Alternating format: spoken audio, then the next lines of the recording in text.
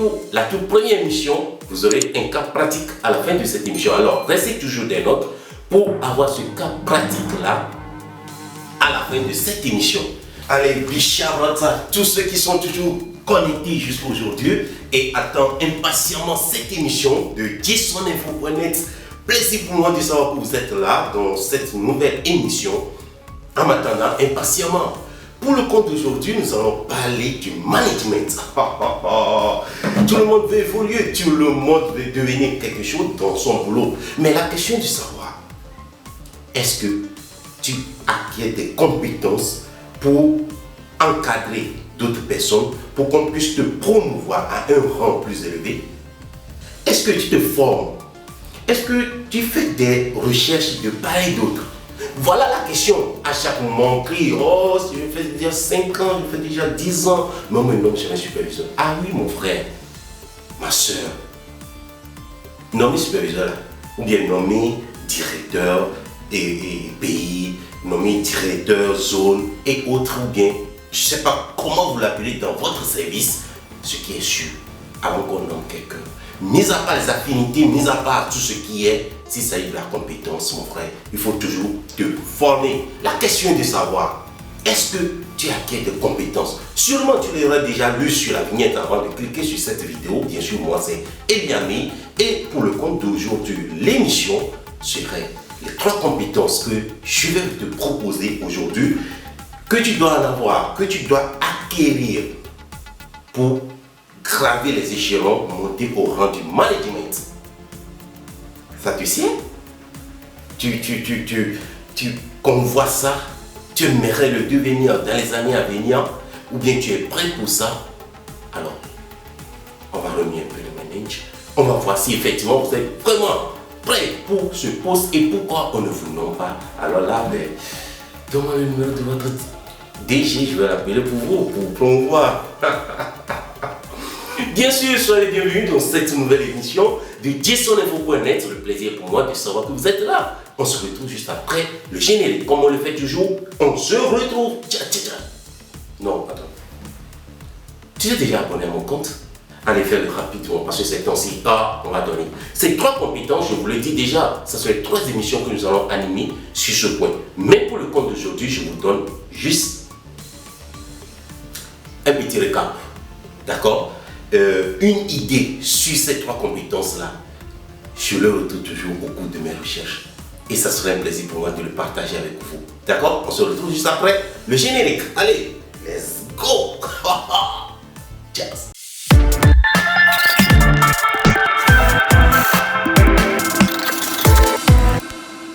Merci d'être toujours là à m'attendre impatiemment. On se retrouve juste après ce générique-là pour ces 3 compétences, ces 3 principales compétences pour acquérir le rang de management.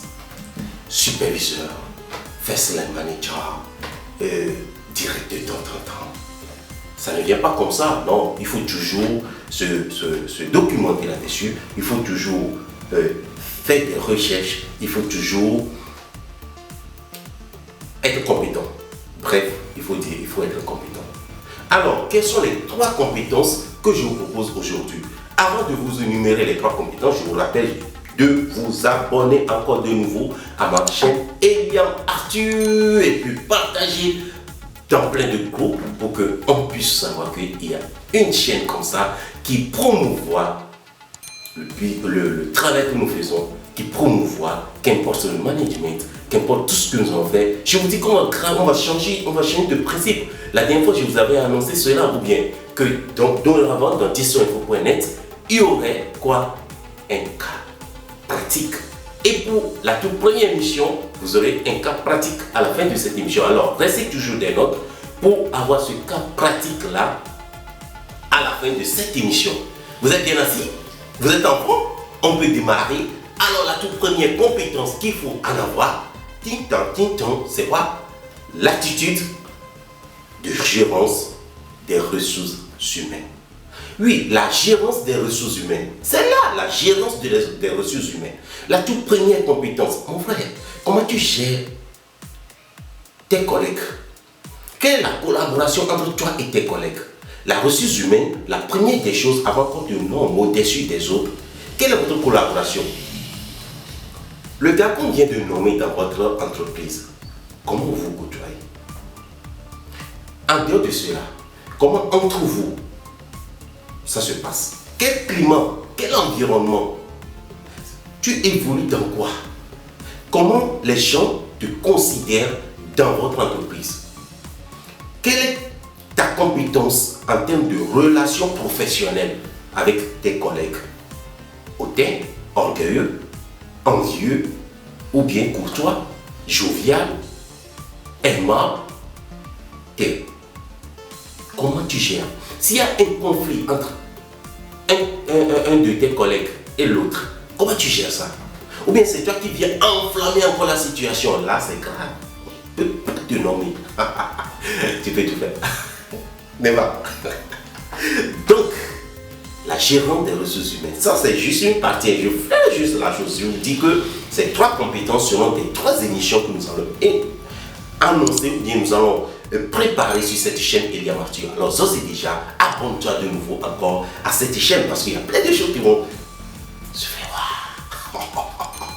Deuxième astuce, deuxième compétence, c'est la gérance des projets ou bien le management des projets. Quand on parle de projet, sache que le boulot que tu es en train de faire, c'est un projet pour la personne qui l'a créé. Alors, comment toi qui veux évoluer dedans, tu penses à ce projet-là? Non, ne va pas trop loin. On te donne juste un fonds pour une activité. Comment tu gères cela? Tu gardes ce fonds pour toi? Ou bien tu fais l'activité à moitié? Ou bien tu le fais totalement?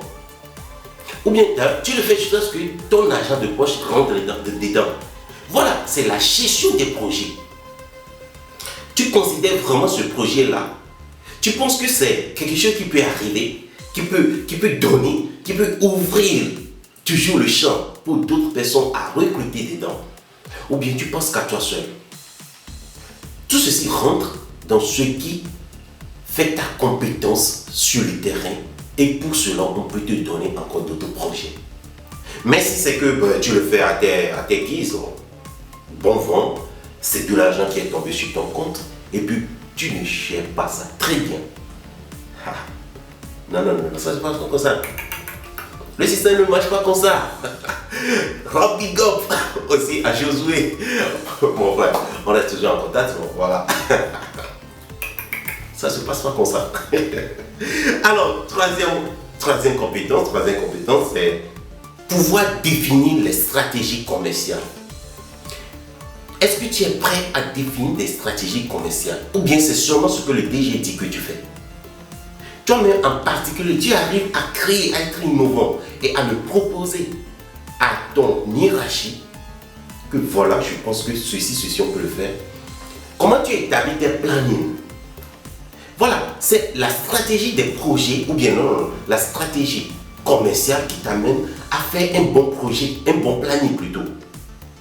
Et c'est ce planning qui va t'amener à énumérer des projets et les projets qui vont t'amener aussi à réaliser l'objectif ou bien la vision de l'entreprise. Alors, comment tu arrives à le faire? Si tu n'arrives pas à définir des bonnes stratégies, mais on ne peut pas te nommer. Pourtant, tu es là juste, les stratégies flanquées, c'est ce que tu fais. Tu n'es pas là à être innovant dans l'entreprise. Mais qui va le faire pour toi? Non, de toi, moi, qui va le faire, moi?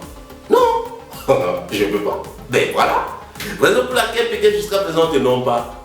Mais vous savez, en dehors de tout ceci, il y a d'autres qui pensent que, mais si tu as les compétences, obligatoirement, de te nommer. Non. Ça, je ne parle pas comme ça. Jamais. C'est-à-dire, nommer aussi, c'est autre chose. Ou bien donner cette compétence, ou bien te dire, tu graves au rang de cela aussi, ça ne vient pas comme ça. Il faut qu'il y ait le poste dans votre entreprise. Il faut qu'il y ait la possibilité là aussi de nommer. Alors, pour avoir la possibilité, tu as encore la balle dans ta main. Il suffit seulement de développer encore plus son entreprise, mais le DG va voir qu'effectivement, on a besoin de quelqu'un pour gérer la suite. Et là, mon frère, tu l'as développé. À qui on va donner ça? Ah, on se comprend, non? Voilà. Donc, j'énumère de nouveau les 3 compétences. 1. La gérance des ressources humaines. Les conflits entre vous. La collaboration entre vous. 2. Le projet. Il faut avoir ce tact-là de créer des projets, de gérer des projets. Et tertio, la stratégie commerciale. En fait, je l'ai dit aujourd'hui, c'est ça qui va vous faire démarquer au cours d'un entretien d'embauche pour un superviseur, pour un poste de superviseur ou un poste de manager et autres. Je le dis sur ma chaîne, ça fait partie des qualités intrinsèques à ma personne, mais il faut qu'on en partage. Si aujourd'hui la personne qui a créé la caméra ne l'a pas partagée aujourd'hui, je ne serai pas ici à parler pour vous. Donc on le développe. Maintenant, j'aurai besoin de gens, j'aurai besoin des personnes, des directeurs de ressources humaines, des directeurs commerciaux, pour qu'ensemble on développe ces 3 points. Parce que tout seul, je ne pourrais pas. Il faut sacrifier, c'est des grands chapitres. Ou bien, donc, j'aurai besoin de cette personne-là qui se sent à l'aise dedans. Nous allons développer ces 3 compétences. Et laissez-moi aussi des commentaires si vous pensez qu'il y a une 4e compétence à ajouter. N'hésitez pas à me l'écrire en bas de notre page Eliam Arthur. En bas de cette vidéo-là, laissez-moi votre commentaire. Je ferai le plaisir d'ajouter la 4e compétence ou bien 5e, 6e compétence. Du moins pour moi, je me dis, avoir ces 3-là, la gérance des ressources humaines, développement des stratégies, d'accord, commerciaux, et puis la gérance de projets font partie des compétences d'un bon manager. Alors, comment ça se fait? Comment ça doit se faire?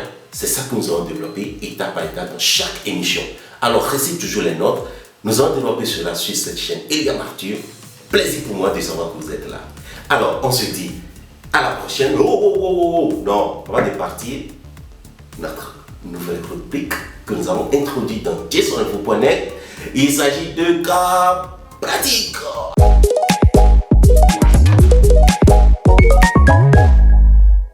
Imagine un seul instant, oui, juste un seul instant. Tu es à l'étage. Tu es à l'étage et quatrième étage, bien sûr, 4e étage en haut.